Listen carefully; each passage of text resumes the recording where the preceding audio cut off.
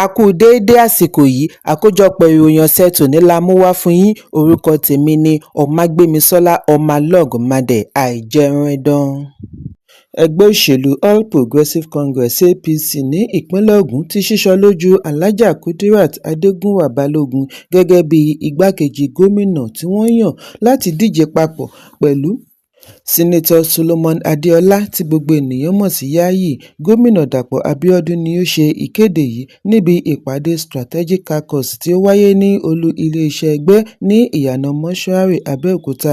Abíọ́dún ní ìpinnu yìí wáyé lẹ́yìn ìjíròrò pẹ̀lú àwọn adarí ẹgbẹ́ àti àwọn tí ọ̀rọ̀ kàn ní ìpínlẹ̀. Yíyan Adégúnwà Balógun wáyé lẹ́yìn pínpín ẹlẹ́kùnjẹkùn igbákejì gómìnà sí Ògùn East Senatorial District àti Ìjẹ̀bú Central Federal Constituency.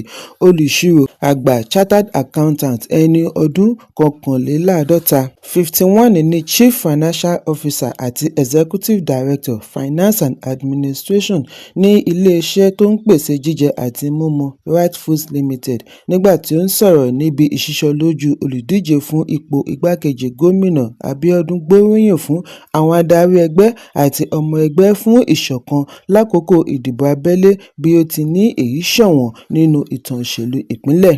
Bákan náà ni Adéọlá fi ìgboyà rẹ̀ hàn sí Adégúnwà Balógun láti kún iṣẹ́ rẹ̀ lọ́wọ́ pẹ̀lú ìmọ̀ rẹ̀ tó jinlẹ̀.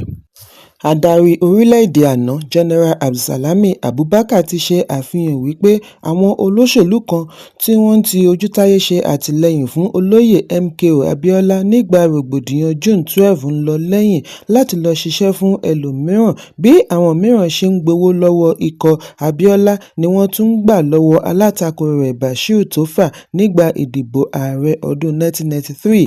Àfihàn yìí jẹyọ nínú ojú ewé 16 ìwé Abubakar, ìtàn ìgbésí ayé tí ó pe àkọlé rẹ̀ ní ìpè fún iṣẹ́.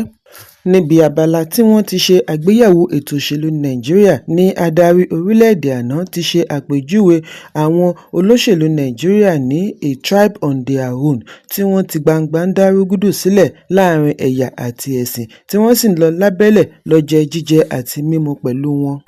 Àfihàn rẹ̀ dá lórí Tofa, olùdíje láti ẹgbẹ́ NRC tí ó díje tako Abiola níbi ìdìbò ààrẹ June 12, 1993 tí Abubakar ní olóògbé olóṣèlú yìí fi hàn. Gẹ́gẹ́ bí Abubakar ti kọ sínú ìwé, olóògbé Alhaji Tofa sọ ìtàn bí àwọn olóṣèlú kan ṣe àbẹ̀wò sí i, béèrè owó ní ọwọ́ rẹ̀ láti fi kó èrò jọ fún un. Wọ́n fi dá a lójú wípé àwọn yóò dìbò fún un ní gbogbo wọ́ọ̀dù wọn, ó sì fún wọn ní ohun tí wọ́n béèrè fún. Lẹ́yìn èyí ni Tofa ṣe àbẹ̀wò sí ọ̀dọ̀ alága ìpínlẹ̀ SDP, ẹgbẹ́ tí Abiola wà, ṣùgbọ́n sí ìyàlẹ́nu ni ó bá àwọn wọ̀nyí níbẹ̀. Lẹ́yìn-ò-rẹyìn, ó pàdánù Kano àti wọ́ọ̀dù rẹ̀ fúnra rẹ̀ sí ọwọ́ Abiola. Ẹgbẹ́ òṣèlú ADC padà kéde mínísítà àná fún ọkọ̀ ìrìnnà tí ó tún jẹ́ gómìnà àná fún ìpínlẹ̀ Rivers Rotimi Amaechi gẹ́gẹ́ bí igbákejì olùdíje fún ipò ààrẹ níbi ìdìbò gbogbogbò ọdún 2027 tí ó sọ ọ́ di olùdíje papọ̀ running mate pẹ̀lú Atiku Abubakar. Ìkéde yìí wáyé nínú àtẹ̀jáde tí akọ̀wé ADC Malam Bolaji Abdullahi buọwọ́ lù. Àtẹ̀jáde ọ̀hún ṣàlàyé wípé ìgbésẹ̀ yìí wáyé lẹ́yìn àṣeyọrí ètò ìdìbò abẹ́lé níbi tí Amaechi ti ṣe ipò kejì. ADC wá ké sí gbogbo ọmọ ẹgbẹ́ ìdàpọ̀, ẹgbẹ́ adarí obìnrin àti ọmọ Nàìjíríà kí wọ́n darapọ̀ mọ́ wọn láti ṣètò ọjọ́ ọ̀la rere lórílẹ̀-èdè. Ikọ̀ ológun Nàìjíríà pẹ̀lú àtìlẹ́yìn iléeṣẹ́ ológun ojú òfurufú ti dóòlà òpó olóògbé Major General Rabe Abubakar, ìyáàfin Amina Abubakar tí àwọn adàlúrú jí gbé pẹ̀lú ọkọ rẹ̀ ní ọ̀sẹ̀ díẹ̀ sẹ́yìn. Iléeṣẹ́ ológun agbèfọ́ba DHQ ni ó ṣe ìkéde yìí bí wọ́n ti ní ìgbésẹ̀ yìí tẹ̀lé àlékún ìgbìyànjú láti ọ̀dọ̀ ikọ̀ ológun Operation Fansanyama.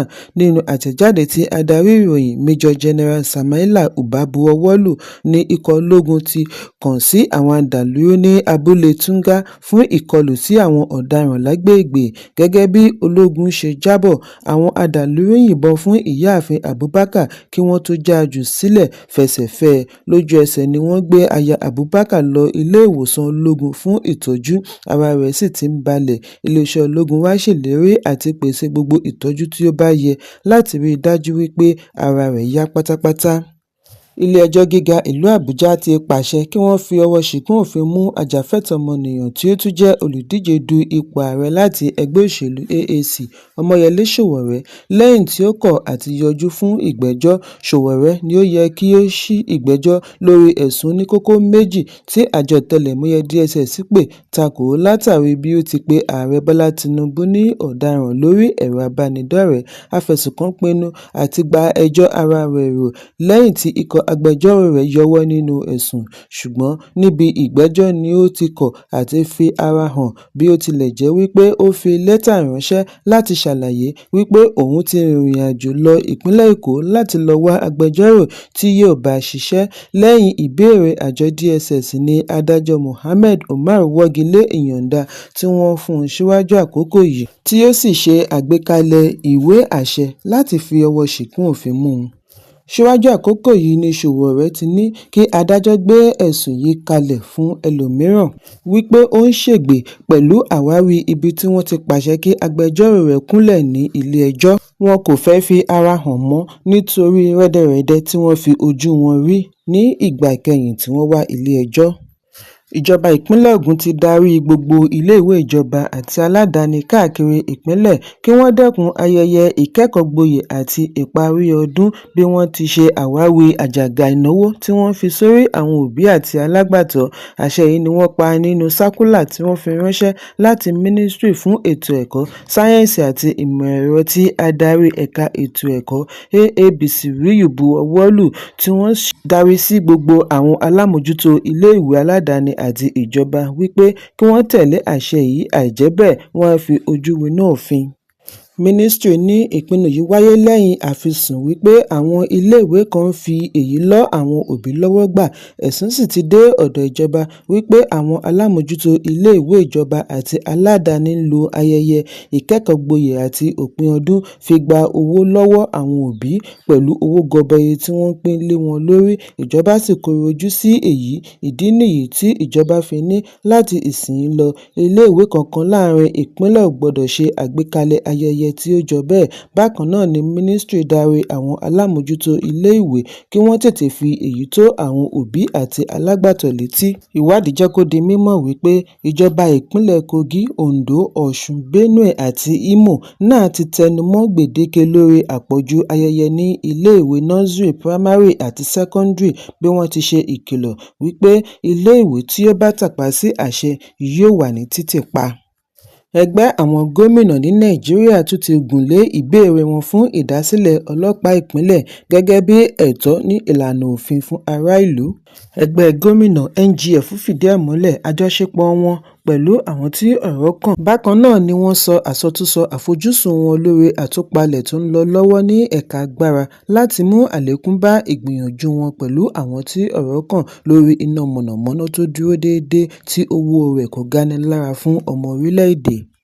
Ìjọba ìpínlẹ̀ Ọ̀yọ́ ti bi ilé ìgbé tí wọ́n ṣe ẹ̀sùn wípé àwọn ajínigbé fi ń faraṣoko tí wọ́n ń kó ohun ìjà olóró pamọ́ sí wó níbi ìgbésẹ̀ àti ṣẹ́gun ìṣòro ààbò káàkiri ìpínlẹ̀.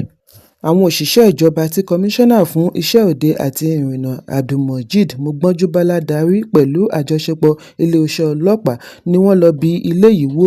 Nígbà tí ó ń sọ̀rọ̀ bí iṣẹ́ ṣe ń lọ lọ́wọ́, Mogbonjubala ní àwọn ẹ̀ṣọ́ aláàbò ni ó ṣe àwárí ibi ìpamọ́ ohun ìjà olóró nínú ilé láàrin ìwádìí kí wọ́n tó fi tó ìjọba ìpínlẹ̀ létí tí ìjọba tó bu ọwọ́ lu wíwó ilé ọ̀hún. Kọmíṣánná ní èyí jẹ́ ara ìgbésẹ̀ ìṣèjọba Gómìnà Ṣèyí Mákindé láti ṣẹ́gun ìwà ọ̀daràn, wáwọ́ ìwà ìjínigbé kí àrídájú sì wà fún ààbò ẹ̀mí àti dúkìá. Kọmíṣánná ní ìjọba ò ní rẹ̀wẹ̀sì lórí ìpinnu wọn àti ṣe ìdáwọ́kọ̀ fún àwọn ọ̀daràn tí wọ́n fẹ́ sọ ìpínlẹ̀ di ibi ààbò. Gbogbo ilé tí wọ́n bá sì rí wípé wọ́n ń lò fún irúfẹ́ iṣẹ́ láabi báyìí yóò gba sẹ̀ríà tí ó bá tọ́ lábẹ́ òfin. Bí ó ti ké sí àwọn olùgbé kí wọ́n ṣe àtìlẹ́yìn fún ìjọba lórí ààbò nípa wíwà lójúlalákàn fi ń ṣọ́rí, kí wọ́n sì tètè fi ẹjọ́ sùn bí wọ́n bá kófìrí ìrètí tí ó mú ìfura dání sí ọ̀dọ̀ agbófinró. Bákan náà ni ó rọ bàbá onílé àti àwọn alámòójútó ilé kí wọ́n máa ṣe ìwádìí dáradára lórí ẹni wọ́n fẹ́ gbà sílé, nítorí èyí ni ó lè ràn wọ́n lọ́wọ́ àti dènà ìwà ọ̀daràn láwùjọ. òṣèré àti adẹ́rìn-ín-pọ̀ṣónú ọlárẹ̀wájú ọmọyínká tí gbogbo ènìyàn mọ̀ sí bàbá ìjẹ̀ṣà ti kéde àlejò ọmọ tuntun jòjòló. Ìkéde yìí wáyé lórí ẹ̀rọ abánidọ́rẹ̀ẹ́ Instagram pẹ̀lú àwòrán tí ó yà pẹ̀lú ìyàwó rẹ̀. Bàbá ìjẹ̀ṣà fi ìmoore rẹ̀ hàn sí Ọlọ́run fún àlékún tí ó fún ìdílé rẹ̀ bí ó ti ṣe àfihàn orúkọ ọmọ rẹ̀ ní King Khaga Ọmọyínká. Bákan náà ni ó gbóríyìn fún ìyàwó rẹ̀ tí ó ṣe àpèjúwe rẹ̀ ní arẹwà obìnrin akíkanjú tí ó di ìyá ọmọkùnrin rẹ̀. Lẹ́yìn ìkéde yìí ni oríṣiríṣi ọ̀rọ̀ ìkíni kú oríire láti ọ̀dọ̀ àwọn olólùfẹ́ rẹ̀ àti alábàáṣiṣẹ́pọ̀ lórí ìtàgé ń wọlé, tí ọ̀pọ̀ wọn gba comment section láti ṣe ayẹyẹ tọkọ-tìyàwó. Àkójọpọ̀ ìròyìn ọ̀sẹ̀ tòní kò ní jù báyìí lọ. Ẹ pàdé mi ní ọjọ́ Ajé Monday fún àkọ́tún ìròyìn. Kí a tó lọ, ẹ má ṣaláì fi àkíyèsí yín ránṣẹ́ kí ẹ sì bá a subscribe sójúnà wa lórí YouTube kí kókó ní ìwé ìròyìn lè máa tẹ̀ yín lọ́wọ́ ní kíákíá.